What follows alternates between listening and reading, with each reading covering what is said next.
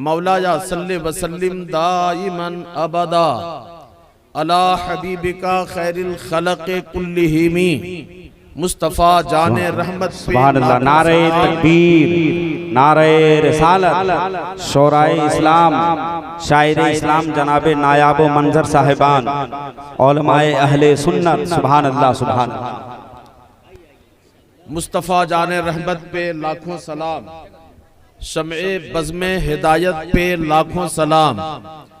जिस सुहानी घड़ी चमका तैबा का चांद, उस दिल अफरोज साअत पे लाखों सलाम। और पहले सजदे को रोजे अजल से दुरूद, यादगारी ये उम्मत पे लाखों सलाम। और जिसके सजदे को मेहराबे काबा झुकी, उन भवों की लताफत पे लाखों सलाम। एक मेरा ही रहमत पे दावा नहीं, शाह की सारी उम्मत पे लाखों सलाम। अकीदत के साथ जी लगाकर सारे हजरात, जिनको जो दरूद शरीफ याद है, ईमानदारी के साथ बाआवाज़े बुलंद यानी जोर जोर से दरूद शरीफ पढ़ लीजिए। अल्लाहुम्मा सल्ली अला सय्यदना शफीना हबीबना मौलाना मुहम्मदिन सल्लल्लाहु अलैहि वसल्लम या रसूल अल्लाह सल्लल्लाहु तआला अलैहि वसल्लम। हजरात, काफी देर से आप हजरात अपने मेहमान और मेज़बान उलमा और शोरा को समात कर रहे हैं। कुछ देर के लिए मैं हाजिर खिदमत हूँ। मेरे बाद आप मेंबर शरीफ पर देख रहे हैं, हिंदुस्तान के कद आवर शोरा और खुतबा मौजूद हैं। आपको सबों को सुनना है। मैं सबसे पहले शुक्रगुजार हूँ तमाम मेंबर शरीफ पर बैठे उलमाए कराम का, बिलखुसूस हजरत अल्लामा बरकाती साहब का, जिन्होंने एक जुमला कहा कि मैं अपना वक्त भी हजरत को दे रहा हूँ।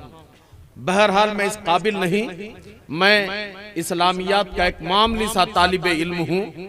आप हजरात के रूबरू बस चंद जरूरी बातें, जो हजरात हमारे जो भाई नौजवान उधर चाय दुकान में और बाजार में जो बच्चे बैठे हैं और शोर शराबा कर रहे हैं, उन भाइयों से गुजारिश है कि देखिए, जलसा करने में बड़ी परेशानी होती है। लोगों के पास आज के जमाने में टाइम की बहुत अहमियत है। आप बाजार जाइए तो आपको अंदाजा होगा, आप सड़कों पे चलें तो आपको अंदाजा होगा कि लोग कितनी जल्दबाजी में हैं। इतने मसरूफ तरीन जिंदगी में आपने अपना कीमती वक्त निकाला है और इत्मीनान के साथ आप जलसगाह में बैठे हैं। अब जब आप यहाँ तशरीफ ले आए हैं, बैठे हैं, तो जरूरी है कि बैठकर इंतहाई सुकून के साथ अपने उलमाए कराम को आप समात करें, सुने। और आप ये दुआ करें कि आज के जमाने में जब इस्लाम और कानून इस्लाम मजाक बन के रह गया है, हर जगह पर, सब जगह पर आज मजाक लोगों ने बना दिया है। आप मस्जिद जाओ, जुमा वाले दिन ही आप जाते हैं। अल्लाह तौफीक अता फरमाए कि आप हर दिन जाएं और नमाज के टाइम पर, वक्तों पर आप रोजाना मस्जिद जाएं। बहरहाल आप जुमा वाले दिन ही आप मस्जिद जाते हैं, फिर आप अगर कभी इत्मीनान से अपने मस्जिद के दरवाजे पे खड़े होकर कुछ देर अगर आप अपने भाइयों को, जुमा के नमाजियों को अगर आप देखेंगे तो आपको अंदाजा होगा कि आज हमारी मसाजिद का क्या आलम हो गया है। ये मसाजिद क्या थी और इसकी हालत हमने क्या बना दिया है। आप जलसों में तशरीफ लाइए, आप जलसों में देखिए, फिर आप अपनी जलसगाह को देखकर, अपनी ज़ौक़े समात देखकर आपको लगेगा कि हमें इन्हीं खूंटों से सर पीट करके और यहाँ से उठ के वापस जाना चाहिए। बहरहाल ये अलमिया है हालात का। मेरे भाइयों, मैं आपका बिल्कुल टाइम बर्बाद नहीं करने वाला हूं और मेरी औकात, मेरी हैसियत ही क्या है कि मैं किसी का टाइम बर्बाद करूं। जिस आदमी ने खुद अपनी पूरी जिंदगी का टाइम बर्बाद कर दिया है, वो दूसरों का टाइम और वक्त कब बर्बाद कर सकता है। लेकिन अगर आपके जहन की हाजिरी है और तवज्जो है तो आप एक मर्तबा बुलंद आवाज से दरूद शरीफ पढ़ लीजिए ताकि मैं डायरेक्ट तकरीर शुरू कर सकूं। सलातुम व सलामन अलैका या रसूल अल्लाह सल्लल्लाहु ताला अलैहि वसल्लम। मैं शुरू करूं तकरीर? आपकी इजाजत है भाई? तकरीर शुरू करूं? अगर आप नहीं भी इजाजत देंगे तब भी मैं तकरीर करूंगा। मुझे जो टाइम दिया गया है अपने टाइम तक मैं इस माइक पे खड़ा रहूंगा, मगर मैं ये चाहता हूं कि थोड़ी देर आप मोहब्बतों भरा बयान समाअत कर लें। आज के ज़माने में बहुत ज़रूरी है। मैंने कुरान मुक़द्दस की एक पूरी सूरत पढ़ी है। कुरान मुक़द्दस की एक सूरत, कुरान मुक़द्दस में 114 सूरतें हैं। कितनी सूरतें हैं? 114 सूरतें हैं। उन सूरतों में से कुछ सूरतें बेइंतहा मशहूर हैं। आमतौर पर मुसलमानों को, आमतौर पर नमाजियों को ये सूरत याद रहती हैं। तो मैं ये चाहता हूं कि जब भी आप नमाज में कुरान की ये सूरत तिलावत करें या कुरान की ये सूरत किसी को तिलावत करते हुए सुने, तो कम से कम इस सूरत का मफहूम और उसका तर्जमा भी आपके जहन में आ जाए। वैसे कुरान मुक़द्दस बड़ी बाबरकत किताब है। ये इतनी बाबरकत किताब है कि आप समझ के पढ़िए तब भी सवाब और बगैर समझे पढ़िए तब भी सवाब, बल्कि हद कर दी मेरे नबी ने, हद फरमा दी। मुस्तफा करीम ने फरमाया, लोगों ये वो अजमत वाली किताब है, ये वो बाबरकत किताब है। इस किताब को देख लो तो सवाब है, इस किताब को छू लो तो सवाब। क्या बात है, जिंदाबाद, वाह वाह वाह, सुभान अल्लाह। कुरान मुक़द्दस की उन्हीं सूरतों में से एक मशहूर सूरत, जिस सूरा का नाम है सूरह अस्र। सूरा का नाम क्या है भाई साहब? सूरह अस्र। अल्लाह ताला कुरान मुक़द्दस में इरशाद फरमाता है, वल अस्र, ज़माने की कसम, वल अस्र, ज़माने की कसम, इन्नल इंसाना लफी खुस्र, बेशक इंसान घाटे में है, इंसान नुकसान में है, इंसान खसारे में है। भाई आपका माइक अच्छा बज रहा है, आप उसमें तवज्जो ना दें। आप अपने माइक से ज्यादा आवाज बुलंद ना करें, आप ध्यान से सुने। अल्लाह फरमाता है कि जमाने की कसम, बेशक इंसान घाटे में है, नुकसान में है, खसारे में है। परवरदिगार, कौन इंसान घाटे में है, कौन खसारे में है, कौन नुकसान में है, कौन खसारे में चल रहा है? क्या सारे इंसान घाटे में हैं? सब नुकसान कर रहे हैं, सब अपने खसारे में चल रहे हैं? अल्लाह फरमाता नहीं, हर इंसान घाटे में नहीं है, हर कोई खसारे में नहीं है, हर कोई घाटे में नहीं चल रहा है, बल्कि चार आदमी है। वो आदमी जो अपने अंदर चार सिफात पैदा कर ले, वो आदमी जो अपने अंदर चार खूबियां पैदा कर ले, वो आदमी जो चार चीजों का मालिक बन जाए, वो आदमी घाटे से बच जाता है, नुकसान से बच जाता है, खसारे से बच जाता है। मालिक ये बंदे जानना चाहते हैं कि घाटे से बचने वाली वो चीजें क्या हैं, खसारे से बचने वाली वो चीजें क्या हैं, नुकसान से बचाने वाली वो इंसानी सिफात क्या है। तो अल्लाह इरशाद फरमाता है, मेरे बंदो, अगर तुम चाहते हो घाटे से बच जाओ, अगर तुम चाहते हो नुकसान से बच जाओ, अगर तुम चाहते हो खसारे से बच जाओ, तो खसारे से बचाने वाली पहली चीज, खसारे से बचाने वाली पहली सिफत ये ईमान है। जिस आदमी के पास ईमान की दौलत आ जाए, जो आदमी ईमान के सिफत से मुत्तसिफ हो जाए, वो घाटे से बच जाता है, खसारे से बच जाता है। मुस्तफा करीम फरमाते हैं, लोगों अगर बात समझ में नहीं आती है तो जरा ईमान की अजमतों को देखो, ईमान की अजमतों को सलाम करते चलो। सूगा पहरी के मुसलमानों, आज के जलसे में आए हुए नौजवानों, बड़ी आसानी के साथ हमें और आपको ये ईमान की दौलत मिल गई है, मगर याद रखना, ईमान वाला होना, मुसलमान होना और मोमिन होना ये कोई मामूली बात नहीं है, बल्कि किसी ने कहा था ये शहादत गहे उल्फत पे कदम रखना है, ये शहादत गहे उल्फत पे कदम रखना है। लोग आसान समझते हैं मुसलमान होना, लोग आसान समझते हैं मुसलमान होना। मेरे भाइयों में बताना चाहता हूँ, मुझे बताओ कि कलमे के लिए तुमने कितनी मार खाई है, कलमे के लिए,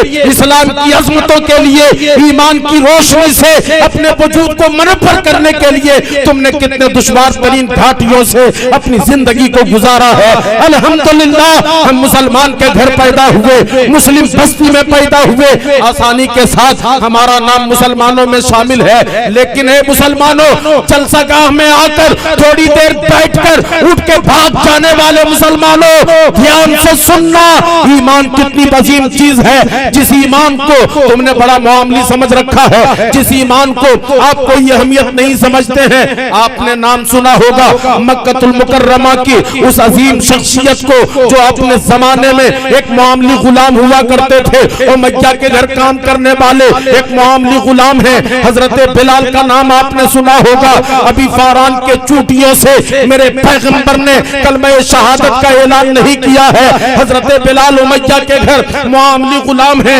और पत्थर ढोने का काम करते हैं, मगर अल्लाह के रसूल ने जब फारान के चूटी से कलमा हक का ऐलान किया, हजरत बिलाल के कानों तक भी सदाए हक पहुंची। हजरत बिलाल मुस्तफा करीम के दामन से वाबस्ता हो गए, कलमा पढ़ के मुसलमान हो गए। जैसे ही कलमा पढ़ के मुसलमान हुए, हजरत बिलाल को गरम रेत पे चलना पड़ रहा है, हजरत बिलाल को अपने सीने पे पत्थर बर्दाश्त करना पड़ रहा है।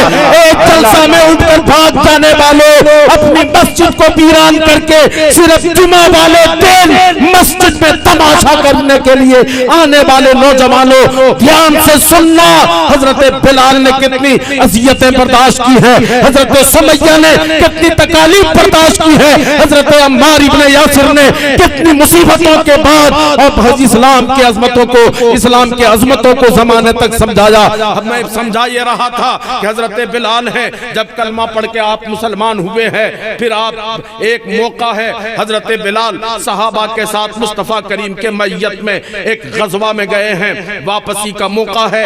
जब गजवा से वापस आए, मुस्तफा करीम डायरेक्ट मस्जिद हराम खाने काबा के सामने पहुंचे।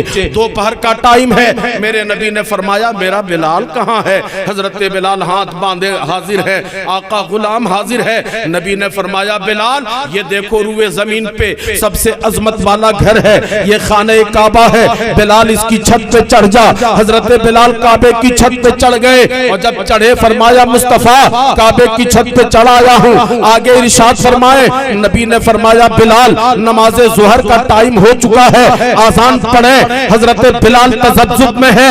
हजरत अबू बकर ने कहा बिलाल आजान देते क्यों नहीं? हजरत उमर कहने लगे बिलाल पुकारते क्यों नहीं? आजान पढ़े। हजरत बिलाल ने कहा ए अबू बकर ओ उमर, मैं आज से पहले जितनी दफा मैंने आजान दी थी, जब भी मैंने आजान दिया था तो अपना चेहरा इसी काबे के तरफ किया था। मैं अपने घर पे आजान देता रहा हूँ, चेहरा काबे के तरफ करता रहा था। मैं जंग में आजान देता था, रुख काबे की तरफ करता था। सफर और हजर में आजानें दी तो अपना चेहरा काबे के तरफ किया। अब तो मुस्तफा ने मुझे काबे पे चढ़ा दिया है। सोच रहा हो कि खड़ा होकर के चेहरा किधर करो। अकीदा देखो अबू बकर बोलने लगे ए बिलाल क्या तुझे नहीं मालूम जिस पैगंबर ने तुझे काबे पे चढ़ाया है ये मामूली नहीं है, बल्कि बरेली के रजा फरमाते हैं हाजियो आओ शहंशाह काबा तो देख चुके। नारे तकबीर, नारे रिसालत, रज़ाए मुस्तफ़ा कॉन्फ्रेंस, शहंशाह खिताबत अल्लामा महबूब आलम साहब तिबला, सरजमीन सूगा पहाड़ी। हजरत अबू बकर कहने लगे बिलाल तजब्जुब की बात क्या है? काबे पे चढ़ गए हो, मुस्तफा करीम के तरफ रुख करो, चेहरे वद्दुहा देखते रहो, अजान पढ़ते रहो। हजरत बिलाल ने अजान कह दी, अजान खत्म हुई, तवज्जो के साथ सुने, अजान खत्म हुई, बिलाल काबे के छत से नीचे आए, जमाना गुजर गया, सदियां बीत गई, 1400 साल का जमाना बीत गया, मगर या रसूल अल्लाह 1400 बरस के बाद आज सूगा पहरी में बैठे ये आपके गुलाम जानना चाहते हैं। अगर आजान ही दिलाना मकसूद था, अबू बकर को चढ़ा देते, उमर को चढ़ा देते, तलहा को कह देते, जुबैर को कह देते, बहुत सारे सहाबी थे, किसी को कह के काबे पे चढ़ के आजान दिलवा देते, मगर आपने बिलाल ही को क्यों बुलाया? तो गुंबदे खजरा से आवाज आएगी, मेरे दीवानों, मैंने बिलाल को काबे पे इसलिए चढ़ाया ताकि सुबह कयामत तक मेरी उम्मत का नौजवान देखे कि ये वो बिलाल है, जब तक कलमा नहीं पढ़े हैं, जब तक मुसलमान नहीं हुए हैं, हजरत बिलाल उमैया के लिए पत्थर ढो रहे हैं। कभी बिलाल के सर पे पत्थर है, बिलाल के कांधे पे पत्थर है, बिलाल की पीठ पे पत्थर है, मगर जब बंदा कलमा पढ़ के मुसलमान हो गया है तो अजमतों का आलम ये हो गया है, काबे पे लगा हुआ पत्थर नीचे आ गया है, बिलाल की वजह से काबे से भी ज्यादा बुलंद हो गया। क्या बात है, वाह वाह वाह, सुभान अल्लाह, सुभान अल्लाह। अल्लाह फरमाता है, जमाने की कसम, बेशक इंसान घाटे में है, मगर वो जो ईमान ले आए वो घाटे से बच जाता है। ईमान लाने वाला नुकसान से बच जाता है, खसारे से बच जाता है। झूम के बोलो सुभान अल्लाह, अरे प्यार से बोलो ना सुभान अल्लाह। अच्छा, आपने कलमा पढ़ा, नबी के गुलाम हो गए, ये गुलामी मामूली चीज है? जिस नबी के नाम पर आज आप और हम रज़ाए मुस्तफ़ा कॉन्फ्रेंस कर रहे हैं, उस नबी की गुलामी, उस नबी की निस्बत, उस नबी का ताल्लुक कोई मामूली चीज नहीं है। बल्कि आप सुने, जब अल्लाह ताला ने अशिया की तख्लीक फरमाई तो अशिया की तख्लीक से पहले अल्लाह ने अशिया की तकदीर लिख दी, और जब तकदीर लिखी तो सबसे पहले अल्लाह ताला ने लौहो कलम को पैदा किया। जब तख्ती बन गई, लौहे महफूज बन के तैयार है, कलम बन गया, अल्लाह ताला ने फरमाया उक्तुब या कलम, ए कलम लिखो। कलम लौहे महफूज पर चलने लगा। ये कलम है, लिखने वाला कोई नहीं, मगर लौहे महफूज पर चलने लगा। सबकी तकदीर, सारी चीजों की तकदीर को कलम ने लिखा। लिखते लिखते जब दुनिया में इंसान के आबादी की बारी आई, कलम ने लिखा हजरत आदम जमीन पर आएंगे, आदम की औलाद से दुनिया आबाद हो जाएगी, आदम के औलाद में गुनहगार होंगे, जब गुनहगारों की कसरत हो जाएगी, बुरे लोगों की तादाद बढ़ जाएगी, खुदा का कहर नाजिल होगा। हजरत आदम के बाद शीश का जमाना आएगा, उनके मानने वाले गुनाह करेंगे, खुदा का अजाब नाजिल होगा। नूह का जमाना आएगा, मानने वाले गुनाह करेंगे, खुदा का अजाब नाजिल होगा। हजरत दाऊद का जमाना आएगा, मानने वाले गुनाह करेंगे, खुदा का अजाब नाजिल होगा। हजरत मूसा का जमाना आएगा, आपकी उम्मत गुनाह करेगी, खुदा का कहर नाजिल होगा। हजरत ईसा का जमाना आएगा, हजरत ईसा की उम्मत गुनाहों में मुब्तला हो जाएगी, खुदा का अजाब नाजिल हो जाएगा। ये कलम लिख रहा है, तवज्जो है, सबकी बात समझ आ रही है कि नहीं? झूम के बोलो सुभान अल्लाह। लिखते बारी आ गई, कलम ने लिखा हजरत ईसा के बाद मुहम्मदुर रसूलुल्लाह का जमाना आएगा, उनकी उम्मत दुनिया के गोशे गोशे में फैल जाएगी, हर तरफ नबी के गुलामों की तादाद बढ़ जाएगी। अभी कलम ने इतना लिखा था, हदीस शरीफ में है, रब ने कहा तातिबिया कलम, ए कलम रुक जा, कलम ठहर जा, अब मेरे महबूब की बारी आ गई है, अब मदीने वाले की बात आ गई है। ए कलम, तू तो एक तरह से लिख रहा है, एक ही जैसे चल रहा है, कलम ठहर गया, मालिक क्या करूं, परवरदिगार क्या लिखो? कलम ने लिखा, ए कलम, रब ने कहा ए कलम लिखो, जमाना मोहम्मद का होगा, उम्मत मोहम्मद की होगी, गुलाम मोहम्मदुर रसूलुल्लाह के होंगे। जब गुनाह उम्मत मोहम्मद करेगी, मैं अपने बख्शिश का कलम उनके गुनाहों पे चला करूंगा और उन्हें बख्श दिया करूंगा। नारे तकबीर, नारे रिसालत, रज़ाए मुस्तफा कॉन्फ्रेंस मसलके आला हजरत है जिंदाबाद। वाह वाह वाह। जमाने की कसम, बेशक इंसान घाटे में है, नुकसान में है, मगर वो जो ईमान ले आए वो घाटे से बच जाता है। व आमिलुस सालिहात, और दूसरी चीज, दूसरी सिफत जो इंसान को घाटे से बचाने वाली है, दूसरी चीज जो इंसान को नुकसान से बचाने वाली है, वो नेक अमल है। क्या चीज है भाई? बोलो, सब बोले क्या चीज है? नेक अमल, नेक काम करो। मेरे भाई, मैं अपने बच्चों से बहुत प्यार से कहता हूँ, अपने भाइयों से, अच्छा हर कोई चाहता है कि नहीं मेरा घर बहुत शानदार बने? चाहते हैं कि नहीं चाहते हैं? आप चाहते हैं बड़ी गाड़ी में आप घूमें, बिल्कुल एसी वाला कमरा हो, प्लास्टिक पेंट किया हुआ हो, जमीन मार्बल की हो, छत चकाचौंध हो, घर से निकलें तो फिर हमारे पास सब चाहते हैं कि नहीं चाहते भाई? चाहते हैं कि नहीं? अरे बोलिए, चाहते हैं कि नहीं चाहते हैं? या फिर जलसा में आकर के सब सूफी साहब बन गए हैं? हर कोई को चाहिए? बोलिए, मैं बताता हूं चाहिए कि नहीं। मैं कहता हूं अपने दोस्तों से, अपने बच्चों से इंतहाई प्यार से, मेरे भाइयों, चाहिए आपको बड़ा मकान चाहिए, रिमोट कंट्रोल वाला गेट लगवाना चाहते हो, घर के हर कोने पे तुम कैमरा लगवाना चाहते हो, बड़ी गाड़ी चाहिए, सारी अपनी मनपसंद चीजें चाहिए, उसके लिए कोई गलत काम करने की जरूरत नहीं है, कोई गलत रास्ते पे चलने की जरूरत नहीं है, रात में खेत बहियार में सोने की जरूरत नहीं है। नबी के गुलामों, मोहम्मदुर रसूलुल्लाह ने तुम्हें वो दौलत दे रखी है, वो दे रखी है। एक मर्तबा दिल से अपने नबी से लो लगा के तो देख लो, एक मर्तबा लगा के तो देख लो, रातें भी सुकून से कटेगी, घर भी खूबसूरत बन जाएगा, गाड़ी भी शानदार होगी, बंगला भी मनपसंद होगा। आओ मैं तुझे बताता हूँ।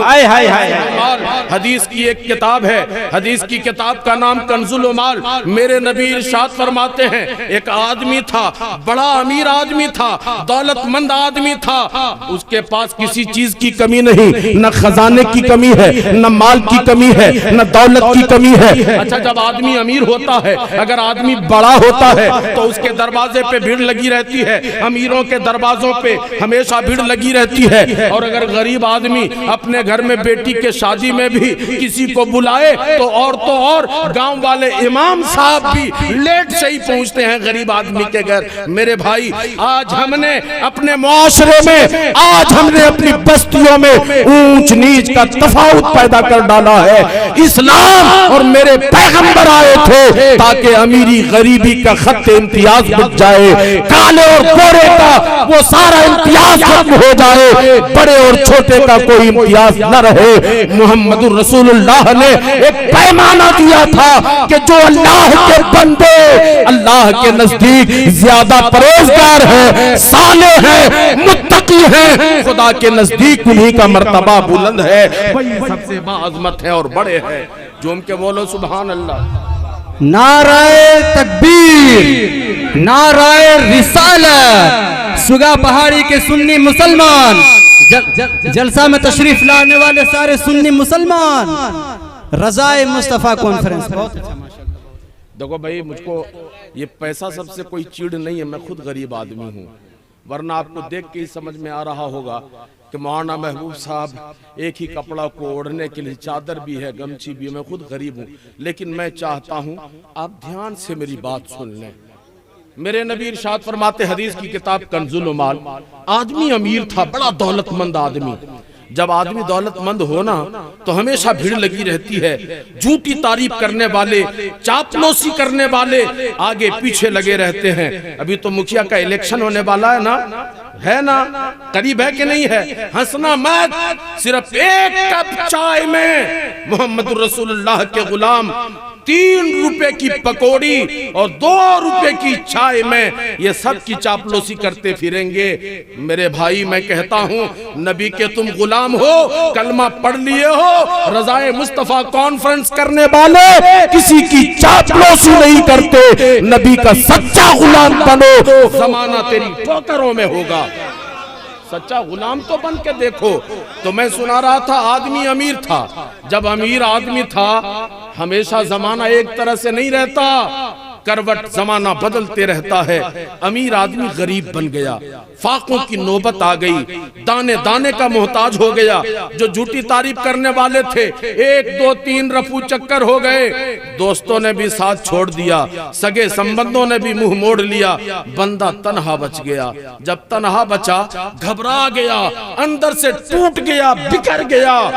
बंदे ने एक दिन रात में, कभी मस्जिद तो जाता नहीं था ना, अमीर आदमी जाता है, अगर जाता मस्जिद जाने वाला एटीएम चोर बनता है, मस्जिद जाने वाला गलत रास्ते पे चलता है। मस्जिद जो जाता है वो अपने बड़ों का एहतराम करता है। आज तुम बस्तियों में जाओ, तुम्हारे गांव का जिम्मेदार बूढ़ा जो हमारे बाप का उम्र का है, हमारे दादा के उम्र का है, और एक मामूली बच्चा एक मोबाइल हाथ में लेकर, अब सारी इम्तियाजात उठ चुकी हैं, ऊंच नीच बड़े छोटे की सारी हद खत्म हो गई है। खुदा के बंदो, नौजवान बच्चों, रात 2-2 बजे तक फ्री फायर और पबजी खेलने वाले बच्चों, अपनी जिंदगी को समझो, अपने बुजुर्गों की कदर करो, अपने उलमा का अदब करो, एहतराम करो। इंशाअल्लाह करेंगे, नहीं करेंगे? तो मैं सुना रहा था कि आदमी अमीर था, गरीब बन गया।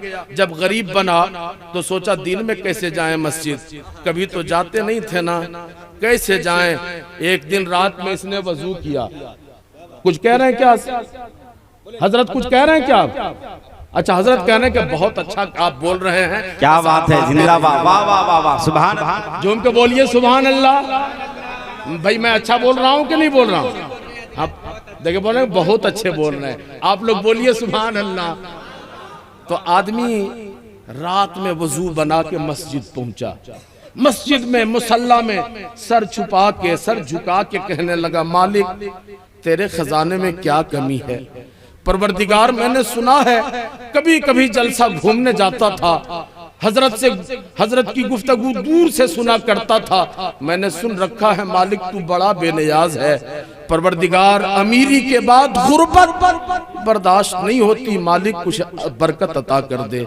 अगर तू दे देगा तेरे खजाने में कमी नहीं आएगी। हदीस शरीफ में अल्लाह ने कहा, जिब्रील, ओ जिब्रील, देख मेरा बंदा मेरे घर पे आके मेरे बारगाह में सर झुका के मुझसे क्या मांग रहा है, दे दे। जिब्रील ने कहा, परवरदिगार ये तेरा बंदा मन से नहीं आया है, घबरा गया तब आया है, परेशान हो गया तब आया है, माल खत्म हो गया तब आया है, तिजोरी खाली हो गई तब आया है। अल्लाह ने फरमाया, जिब्रील तू क्या समझता, मैं नहीं जानता। जिब्रील तू तो सिर्फ इतना जानता है कि ये परेशान होके आया है, घबरा के आया है। जिब्रील मैं तो ये भी जानता हूँ कि बंदा मेरे घर से लेके जाएगा फिर मुझे भूल जाएगा, लेकिन जिब्रील आया है ना मेरे दरवाजे पे, जा जो मांग रहा है दे दे। सुभान अल्लाह, झूम के बोलो।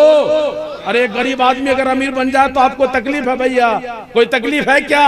नहीं ना, तो झूम के बोलो सुभान अल्लाह। डाल दे, जिब्रील ने बरकत डाल दी, गरीब आदमी अमीर बन गया। जब अमीर बन गया, जो लोग भाग गए थे, झूठे चमचे चापलूसी करने वाले जो भाग गए थे, फिर बहाना कर करके आ गए, फिर दरवाजे पे भीड़ लगने लगी, फिर वही गोश्त पकौड़ी चलने लगी, जहां तहां चाय की दुकान पे लोगों को लेके जमकथा लगाने लगा, फिर वही आलम, बंदा फिर मस्जिद भूल गया।